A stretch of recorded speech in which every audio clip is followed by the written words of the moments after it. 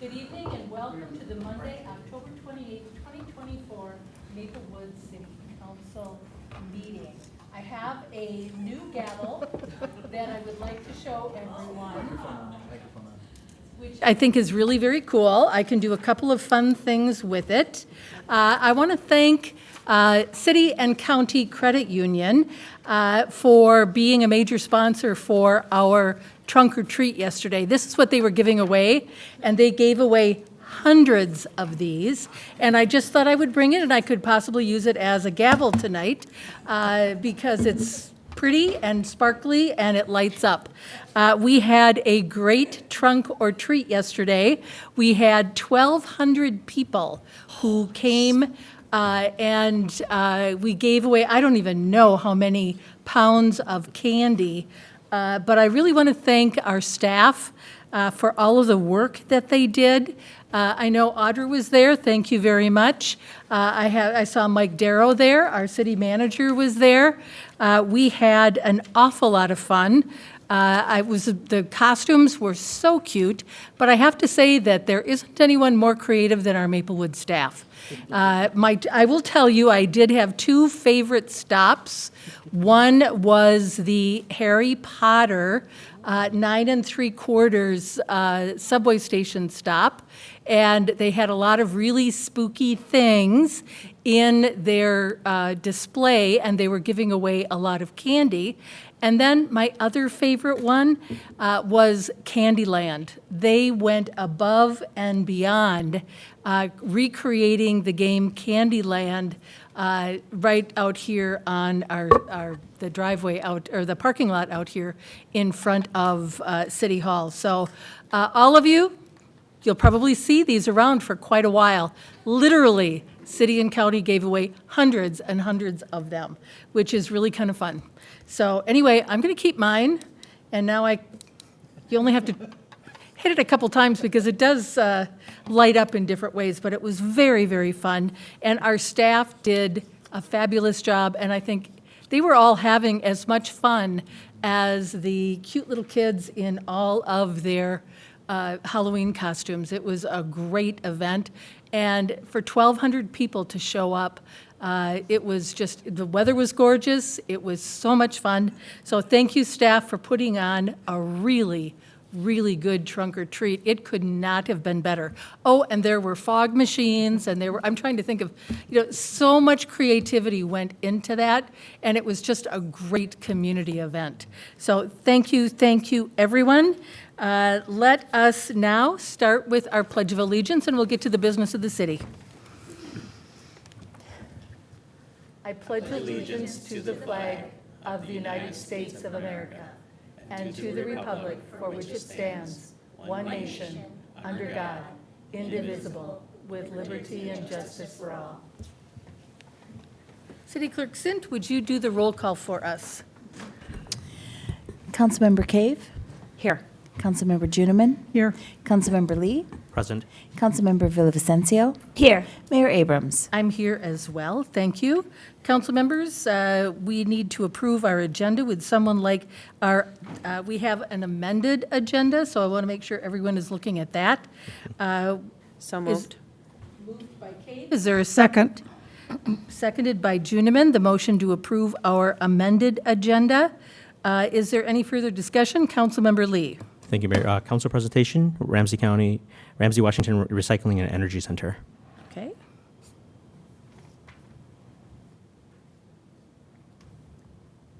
Anyone else? I don't see any other lights. With that addition, anything else? Then all those in favor signify by saying aye. Aye. Any opposed? Our agenda is approved. Moving on to approval of our minutes. First, we have the October 14th, 2024 City Council Workshop meeting minutes. Is there a motion? So move. Second. Moved by Lee, seconded by Cave. The motion to approve the October 14th, 2024 City Council Workshop meeting minutes. Is there any further discussion? Seeing none, all those in favor signify by saying aye. Aye. Any opposed? Abstain. Councilmember Juniman abstains. Thank you. Okay, now I lost my train of thought. All those in favor, is that where we left off? Okay, all those in favor signify by saying aye. Aye. Aye. Any opposed? And one abstention. Thank you. Moving on, October 14th, 2024 City Council meeting minutes. Is there a motion? So moved. Second? Moved by Cave, seconded by Lee, the motion to approve the October 14th, 2024 City Council meeting minutes. Is there any other discussion? All those in favor signify by saying aye. Aye. Any opposed? Abstain. And one abstention. Thank you very much. Moving on to appointments and presentations, we have the council calendar update. Mr. Sable. Thank you, Mayor and council members. Just want to put a couple of things on your radar. So we're going to continue with our work sessions regarding to the budget from every meeting between now and the final meeting of the year, which is December 9th.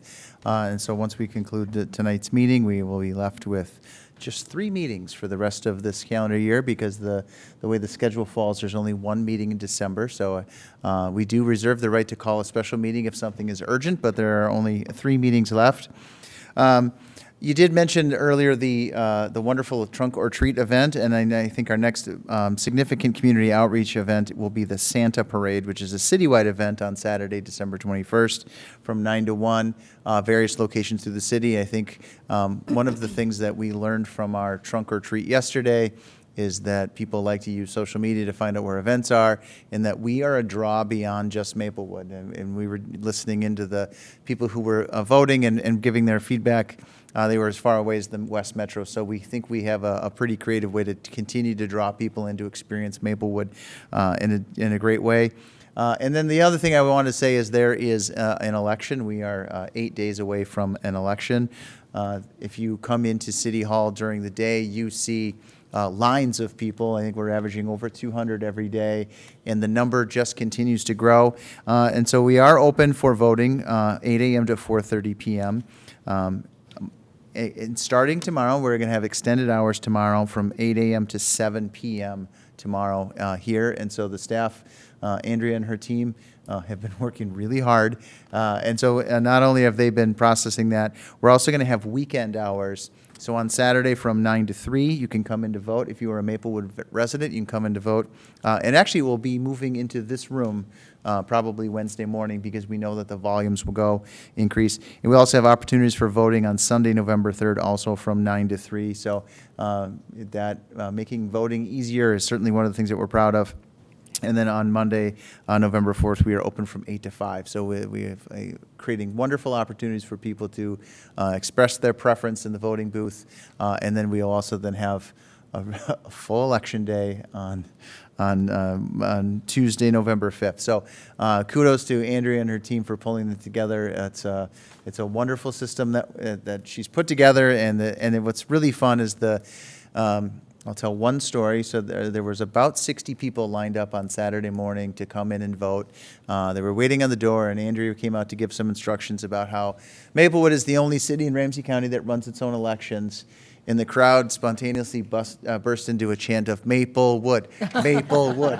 And it was a great way to start a very long Saturday for the elections crew. So, Andrea, thank you for telling me that story. It was really great. And so with that, I'll stand for any questions, Mayor. Thanks. Any questions for Mr. Sable? Okay, moving on to council presentations. Councilmember Lee, Ramsey Washington Recycling and Energy Center. Thank you, Mayor.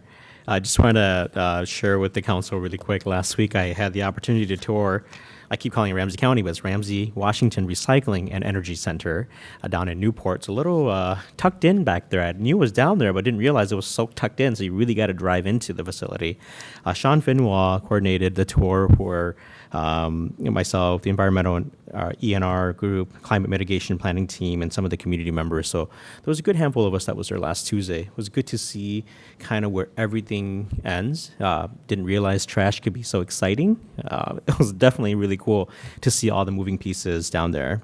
A couple things that I took away was that they process everything. About 10 to 15% goes into the landfill. Other things are turned into energy materials. Other items are either recycled or compost. 20% of our household waste are food scrap.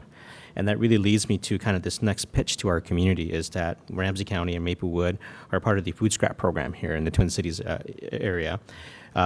We saw the robots picking up the bags. I remember the mayor talking about that a little bit. They really do work, but it's important and critical that we have to use the right bag from Ramsey County. Bags are free. About 10.3% of Maplewood are enrolled in the program, and if you are interested in enrolling and getting some free bags, you can visit www.foodscrapspickup.com. So one other cool thing that I learned was that on a yearly basis, they collect about 400 to 450 tons of trash, and that can fill the Allianz Stadium 19 times. It is a lot of trash. So do recycle, reuse, and reduce. Councilmember Juniman, I know that's one of your big thing. So do take care of what you can at home. Thank you for that.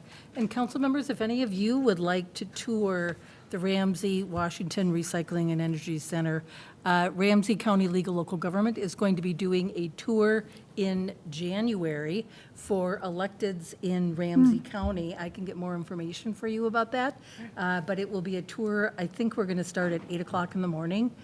So it's garbage. It's a great way to start your day, but learning about it. And I am very pleased to say that they are expanding their food scrap pickup to 18 additional cities, both in Ramsey and Washington counties, which is really very cool. But if you'd like to, it's going to be in January on a Thursday morning. Just let me know, and I'll bring you more information in December at our next meeting, or actually our meeting in November. So thank you for that. Moving on, we have a resolution. Mr. Sable, this is going to be your topic to present. Thank you, Mayor. The Philippine Center of Minnesota reached out to us late last week to ask if we could have a proclamation honoring Filipino American History Month, and it was a short turnaround, and we were able to pull together a quick mayoral proclamation. But we thought because the Philippine Center of Minnesota is housed here, its home is here, we thought it was important to have recognition from the full council in support of that. I mean, that is a group that does a very well-connected, well-established community. And we also I have what I believe to be is the only Filipino-American council member in the state of Minnesota. No, Oh, not in Minnesota. not in Minnesota. There's one other one in St. Louis Park, I believe. Okay. And then our Hennepin County Commissioner, we have a Filipino. So there's 3 in the state of Minnesota that are elected. Okay, let's see. So we have a resolution. Councilmember Villavicencio, would you like to read that resolution for us? Yes. Resolution proclaiming Filipino American History Month. Whereas on November 2nd, 2009, the United States Congress passed House Resolution 780, officially recognizing October as Filipino American History Month. And whereas the celebration of Filipino American History Month is October commemorates the first recorded presence of Filipinos in the continental United States, which occurred on October 18th, 1587, at Morro Bay, California. And whereas the month provides an opportunity to acknowledge the diverse cultural heritage and achievements of Filipino Americans who have enriched our nation in various fields, including arts, education, business, and public service. And whereas Filipino Americans have made the city of Maplewood home to the Philippine Center of Minnesota and greatly contributes to the local and broader culture and economy, which enriches the landscape and the state. And whereas the Philippine Center of Minnesota plays a vital role in promoting Filipino culture, fostering community connections, and providing resources and support for Filipino Americans in the region. And whereas we encourage all citizens to engage with and learn from their Filipino American community, fostering understanding and unity within our diverse society. Now, therefore, the City Council of the City of Maplewood does hereby proclaim October 2024 as Filipino American History Month and recognize the Philippine Center of Minnesota for their outstanding contributions to our community. Adopted this 28th day of October 2024. Thank you. Council members, would someone like to make a motion to approve the resolution? I motion to approve the resolution proclaiming Filipino American History Month. Second. Moved by Cave, seconded by Juniman, the motion to approve the resolution proclaiming Filipino American History Month. Is there any further discussion? Seeing none, all those in favor signify by saying aye. Aye. Any opposed? The motion carries. Thank you very much. The Philippine Center of Minnesota had a wonderful celebration. Councilmember Villavicencio and I were there, and their special guest that day was Cam Bynum. He came right over from the Minnesota Vikings game. Unfortunately, they lost that game, but Cam Bynum came over to the celebration, which was really fun. And for those of you who follow the Vikings, Cam Bynum is the Viking that during that London game, he made a big interception of a pass from Aaron Rodgers playing for the Jets. And in order to celebrate that, he did the Parent Trap handshake. Parent Trap was a movie, and a handshake, a special handshake was part of that movie. He did that handshake with another Minnesota Viking, and I will tell you that I learned the handshake on Saturday, and I did the handshake with Cam Bynum on Sunday, and did a celebration with him, which was really kind of fun. So if anyone ever wants to do the Parent Trap handshake, I've got it memorized. I can do it. So there you go. But it was a very fun celebration. So thank you for that. Thank you, Councilmember Villavicencio. Moving on to our consent agenda, do we have a motion? Motion to approve consent agenda item G1 through 6. Second. Moved by Lee, seconded by Juniman, the motion to approve the consent agenda items G1 through 6. Is there any further discussion? Seeing none, all those in favor signify by saying aye. Aye. Any opposed? That motion carries. Moving on, on our amended agenda, we have a public hearing tonight. It is concerning the tax increment financing district number 1-18. This is concerning the J.B. Vang Phase 2 project. Let's see. Mr. Sable? Oh, Ron? Or Danette? Okay. Madam Thank Mayor, you. Council, this is on your agenda tonight because originally we intended to have an EDA meeting and the city council meeting holding the public hearing with regard to creation of the tax increment district and approval of the tax increment plan. Things got a little bit delayed, and so we plan to reschedule that for November 12th, your next meeting.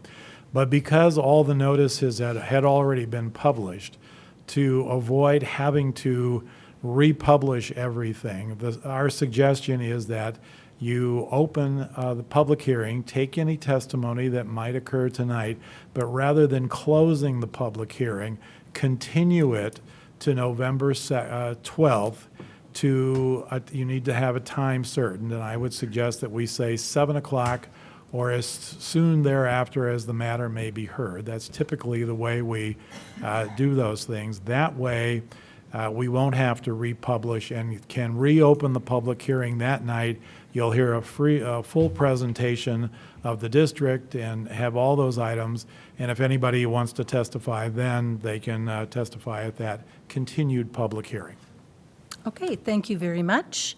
And with that, I am going to open up the public hearing concerning tax increment financing district number 1-18. I'll open the public hearing. Is there anyone who would like to speak? Is there anyone who would like to speak? City Clerk Sint, has anyone signed up? No one has signed up. Okay. Thank you. Then, Seeing no one that would like to speak at this time, then I am going to, do I need to ask for a motion, Mr. Beatty, or can I do that Yeah. myself? Madam Mayor, it doesn't matter, that we just need to make a motion and a second and vote on it as we normally do. To continue it? Yes. Okay. Would someone like to make a motion to continue it until November 12th, 7 PM, or as soon thereafter as the matter may be heard? So moved. Second. Moved by Cave, seconded by Juniman, the motion to continue the public hearing until November 12th at 7 PM or as soon thereafter as the matter may be heard. Is there any further discussion? Hearing none, all those in favor signify by saying aye. Aye. Any opposed? That motion carries, and the public hearing is continued until November 12th. We have no unfinished business tonight. We do have some new business, the design review and parking waiver. Let's see, Danette, is that going to be yours? It is, Thank Madam Mayor. you. Thank you, Madam Mayor, members of the council. This item before you, for those that were on the recent EDA tour, or if you went by the site prior to tonight, you would not notice the site. It is covered by a lot of brush. This is one of those sites we look at and say, this is an opportunity. So we're excited to talk about this one tonight. It actually has come to the city, to our design review board, twice, and was approved twice, due to a number of things with just the way the world worked over these last few years that we all experienced. There was some holdups, and now we're back. There's a slight change to the project, and thus they're before you tonight about a waiver, which we'll talk more about in a minute. This particular site, you may recognize, as I said, it's a vacant site off Maplewood Drive and County Road C East. The address is 2615 Maplewood Drive. It's about just under 9 acres. It is near the Town and Country manufactured home site, if you recognize that, just adjacent to it as well. As I mentioned, it previously has gone to the Design Review Board, and they unanimously approved it. One of the things that you'll be talking about tonight, in addition to the design review, is the parking waiver. The site is future land use of medium-density residential. What they're looking at doing here is totally in compliance with both our future land use and our current zoning for the site, which is R3, that multiple dwelling. It is a permitted use, as I said. One of the unique things about this site is there is a wetland there, which we want to be really sensitive of. Previously, the parking, the underground parking, would have been closer to that wetland. So what you're seeing here today that we'll be talking about actually takes that away from that area, which is kind of helpful. What they're proposing to do now in relation to that wetland is in total compliance with the average and the wetland buffer setbacks that are required. So that's somewhat of an improvement. The majority of the project area is also in the shoreland overlay district for Coleman Lake, which also is another added layer of complexity, which the developer has been able to work within for the impervious surfaces. Thus, another reason we're talking about reduced parking. We talk about reduced parking in a number of situations we have. You'll recall some of them are very recent. This one's a little bit unique because of the product type, so we'll talk about that in a minute. They are seeking the waiver for these 72 units total, and normally that would require 144 parking spaces. They're asking for, specifically related to the studio units, that the reduction be for that specific part of the project. As you know, and we've talked about before, typically we require 2 spaces per unit. Is that appropriate for a studio? Maybe, maybe not. We haven't adjusted it. When we did our zoning ordinance update most recently, that was a conversation point, and it was decided we're just going to leave it. If we want to look at it, we can let the council look at it on a waiver basis. So that's why maybe some of us would say, you know, we're requiring over parking potentially, but we really wanted to leave it up to you, and it's somewhat site specific, and so we want to have flexibility in regards to that. So that's why you're seeing this versus seeing an ordinance change, which you maybe would have seen previously. We decided to pull that back. So the applicant is requesting the city consider 31 studio units, that we have just 1 space per unit. Otherwise, all the other considerations for the 1 and 2 bedrooms have the 2 stalls per unit. Does that make sense? Okay. The building setbacks are all within compliance. The parking lot setbacks are all within compliance. And off Maplewood Drive, there are 3 access points, or 3 drives. And you can see that from above there. The height, we're talking about 3 stories. They could have gone higher with the conditional use permit, but are not requesting that. They use brick, stone, metal paneling on the siding and a flat roof, and then screening on all sides. They have a rather large site, and a number of the trees are not being impacted. They're not required to do tree replacement to the extent we would often see. However, they are showing 25 new trees being planted on the site. We also require, in addition to that, they need to have screening installed for lights in relation to automobile headlights and other adjacent areas of residential, and so that's taken into consideration as well. As I mentioned earlier, this previously has gone before the Design Review Board. Notifications were sent to properties within 350 feet, and similar notices were sent in 2020 and 2022. I will tell you, we had no one put anything in writing. We did get a few calls where people asked, is this the same developer? Is this the same development? And people were happy to have us say yes. One commented, we're glad there's less parking. And that one came directly from the manufactured home park area. And as I mentioned, the CDRB recommended approval at their most recent meeting. Staff also recommends approval, and if the council concurs, the motion would be to approve a resolution for design review and parking waivers for the constructing of a 72-unit multifamily housing building at 2615 Maplewood Drive. We do have Matt Frisbee of Frisbee Companies in the audience today, and if you have any questions, he's here to answer them, as well as staff. And with that, I'll turn it over to the council. Thank you. Thank you. Any questions for Danette? Councilmember Juniman. Thank you, Mayor. In our report, there was an environmental review, and there was a comment, 2 comments actually, that the developer needed an updated tree plan and an updated landscape plan. Has that been done? I believe that's in the works, but I'll let Mr. Frisbee speak to that if you're okay with that. Good evening and Thank you. welcome. Matt Frisbee with Frisbee Companies, and thanks for your patience on this. It has been 4 years in the works to come back up before you again, so I sure appreciate the time. Regarding the environmental, we will be updating the tree survey because it has been 4 years. Some trees survived, some did not, and we're going to be working with the neighbors to the north there because there's a variety of trees on that property line. We've had some discussions with them that as we move forward, we'll further define that property line that's been in question, and then what trees, if they want help with some on theirs, we can, but what do we want to plant, and also add more landscaping as a buffer for them. So that's in the works. Thank you. Councilmember Lee. Thank you, Mayor. I'm not overly concerned, but I had a question about visitors parking spot. Yes. You guys, from my understanding, there's nothing that's marked for that, or is there something in the plan, or did I miss it, or? Yeah, so what we typically do is you can see where this is a little bit of a unique mix there within that bottom chart. We have only 5 2-bedroom units where a lot of products, and products that we do too, we focus on 2-bedroom units or 1-bedroom plus dens. This one we've shifted just because of the density, the medium density. And so we have the 31 studios and the 36 1-bedrooms. So truly, those are typically 1-car apartments. We're not asking that of the 1-bedroom units, but we think with that mix that allows for that percentage for visitor parking. And this visitor parking is on the site itself, on the south, mostly on the south, because that's the main entrance to the building. They can go on the north if they're familiar with someone living there. Will they be marked visitor spots, or? Right now, we haven't designated them as such, but we could. We could designate a certain number of stalls right at the front entry. Ms. Parr, can you explain the 16 proof of Thank you. parking spaces Thank to you, the Madam north? Mayor. I left that out. That's kind of a significant thing. I apologize. That's my fault. I got so excited, I just jumped right past it.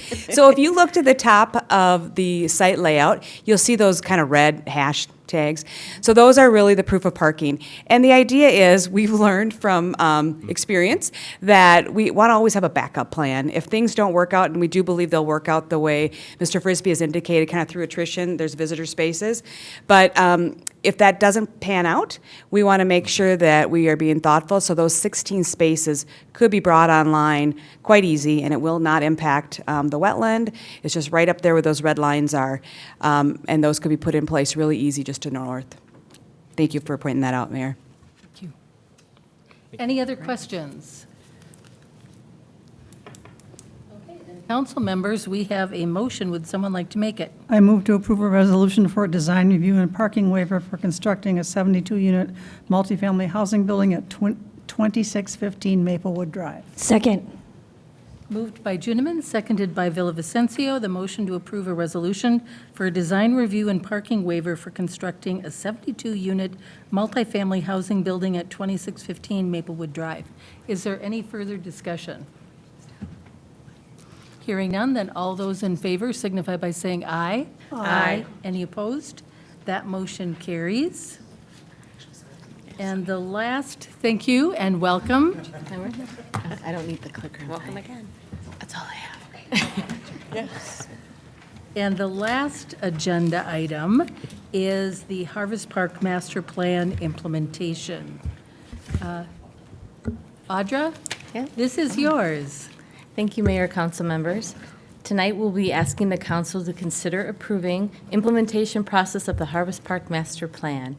And this has been a long time coming. It's a very exciting project to come and talk to you about again, but I just want to give a little background that as the previous project talked about, we had gotten the Harvest Park Master Plan and done the community engagement and had a plan pulled together, and then COVID came upon us in 2020, so it was kind of put on the shelf for a while, but we were able to bring it back forward this year, and in May of this year, we brought the Harvest Park Master Plan, as it was from 2020, to the council at a workshop, and asked you to take a look at it, and we went over some suggestions the staff made for updates to the plan, and asked for your guidance on how we could move this process forward and what we would need to do, and we got some good guidance from the council, and it was decided that more community engagement needed to happen so that we could let the community know about the proposed changes and just to get them familiar with the process again. So we did do that, and we had an engagement session on June 6th out at the park, and we had great attendance. Some of you were there. We had a lot of park users and residents come to that engagement session and give us feedback. We had the consultants from LHB and staff there, and we had 2 different preferred concepts available for what to do in the park. Some things moved on the north end, but particularly in the south end of the park, what changes could happen and what additions we could make there. And we got a lot of great feedback, and we put together the plan. And what we heard most from the residents was that they liked the preferred concept number 2. That included moving the playground down to a more centralized location, leaving the parking that was there, not reducing it like we had talked about in 2020. And then on the south end, leaving it open for options for either like a skate park or a bike park or something to do active on the south end. And so with that, we put the plan together. We took it back to the Parks Commission, and they unanimously approved Concept 2. And then we brought it to council, and you all approved that in July at your July 22nd meeting for adopting the Concept 2 for Harvest Park Master Plan, which brings us to tonight. And we are looking to start implementation of this plan. And it is staff's, would like to recommend that we would start with the playground first. There's many, items to be updated, improved at the park, but we are thinking that it would make sense to do the playground first for a number of reasons. One, the existing playground, if you can see on the, might be a little tough to see on the map there, but it is up on a hill far away from the playground, or the parking lot, sorry. So accessibility is an issue, and when groups are there playing in the fields, playing, whether it's takra or volleyball or something, they can't see their kids up on the hill, and so that makes accessibility an issue. Also, the playground that is there is one of the oldest in Maplewood, and we do our playground evaluations every year, and it received a score of 25 out of 100 this year, with 100 being great, 25 on the low end. So it is desperately in need of replacement. So We think that would be a great place to start. And then also, if we could start that process now, beginning the implementation, it would give us time to do some more community engagement, because we would really like to engage the community on what they want to see in the playground and the amenities. So we're anticipating having at least 2 community engagement sessions or more if council, thinks that more would be involved. But we're thinking having one, just getting the community together and asking what they'd like to see in the playground, what needs do they see are missing in others, and what they'd like to see there. And then pulling it together, coming up with some playground concepts, and then bringing it back to them so they can do the choosing process like we do at some of our other playgrounds. So that is kind of the process we have in mind. And then once the final design had been created, we would bring it to not only the Parks Commission, but then bring it back to council for further approval to go forward. So with that, I thank you, and I stand for questions. Any questions, comments? I will just say that I think that this plan is a much better plan than the one that we had in 2020. So I think this is an example of sometimes with a delay that things can actually get better. And I really think that this is one example of that. Councilmember Cave. I just have a comment. Thank you again for all the community engagement that you guys do. It is shown at other parks how grateful people are in the community. And the fact that you're going to do more of those is that's wonderful. So thank you, Audra. Yeah, I will say we switched it up a little. Usually we do the community park playground design meetings in the evenings, and this time we actually did one on Saturday, and it'll be in the council FY this week, but we held one on Saturday morning at 10 o'clock at Coleman to bring the neighborhood in. We had a huge turnout. I mean, there were tons of people there from the time it started till 11:30 when it ended, and people appreciated. So just trying to switch up when we offer things to make it as easy for people to come, but they really appreciated being able to talk about what they could see in their park. So, Thank you. great, sure. Councilmember Lee. Thank you, Mayor. I just want to tell you, Audra, that I told my kids that park was getting updated, and they were really excited. I brought them there a couple months ago, and it was not a lot of fun, so it's definitely due for an upgrade. So super excited that this is going to be first phase that we're going to be jumping into it right away. Would someone like to make a motion? Motion to approve the Harvest Park Master Plan implementation process, beginning with a playground replacement project and establishing a not-to-exceed budget of $300,000 for the playground replacement project. Second. Seconded by Juniman, the motion to approve the Harvest Park Master Plan implementation process, beginning with the playground replacement project and establishing a not-to-exceed budget of $300,000 for the playground replacement project. Is there any further discussion? Seeing none, then all those in favor signify by saying aye. Aye. Any opposed? That motion carries. And council members, we have worked through our agenda, so I will use my brand-new gavel. With that, I will adjourn the meeting. Thank you, everyone. Thank you.